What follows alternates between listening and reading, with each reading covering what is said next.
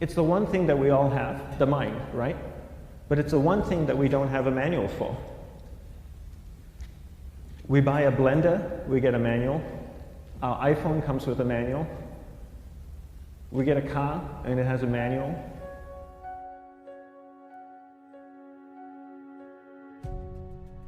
Nobody teaches you how to use the mind. There's no manual for the mind. So this, I think, is one of the most essential things in making progress in our life, is really understanding how our mind works. It's the one thing that we have to live with 24 hours a day, 7 days a week.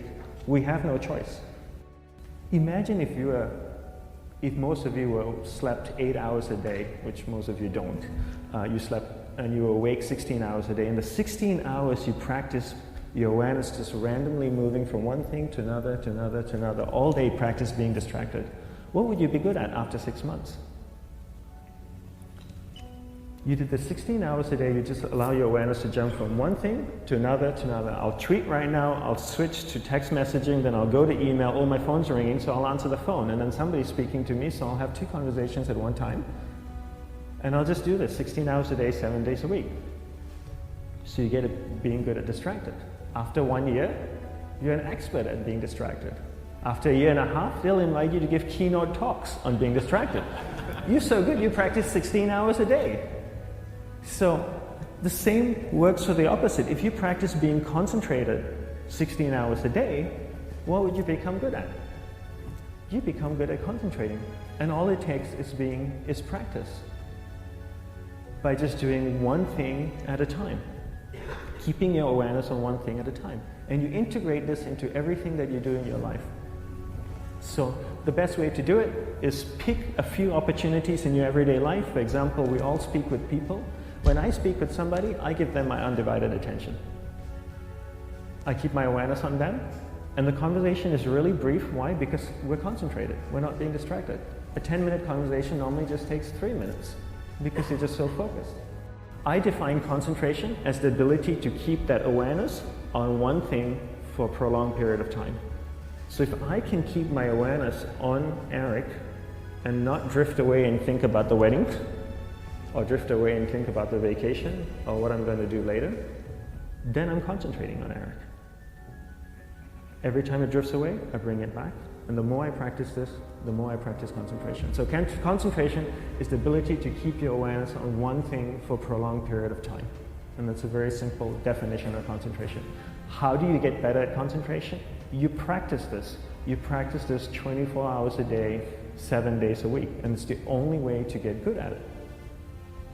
And what's the best way to practice it? The best way to practice it is to integrate it into everything that you do in your life. Not to meditate 10 minutes in the morning. It doesn't work.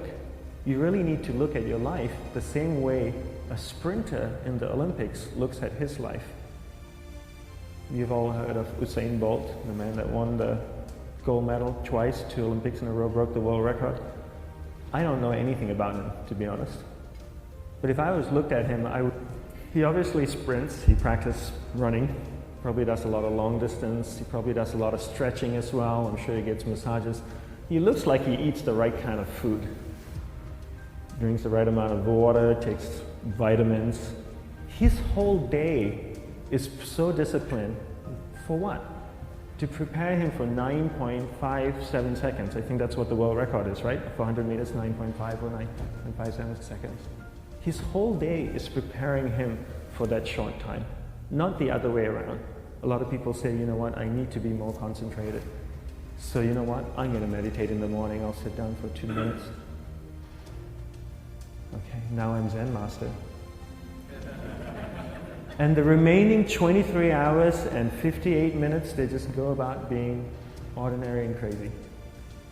How does that work? How would you change? It's not balanced at all.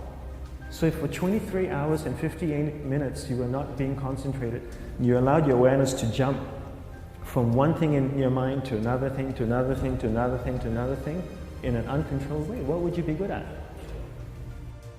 And out of a prolonged concentration comes the wonderful power of observation. You just become more observant, and when you become more observant, you see solutions quicker and you solve things quicker.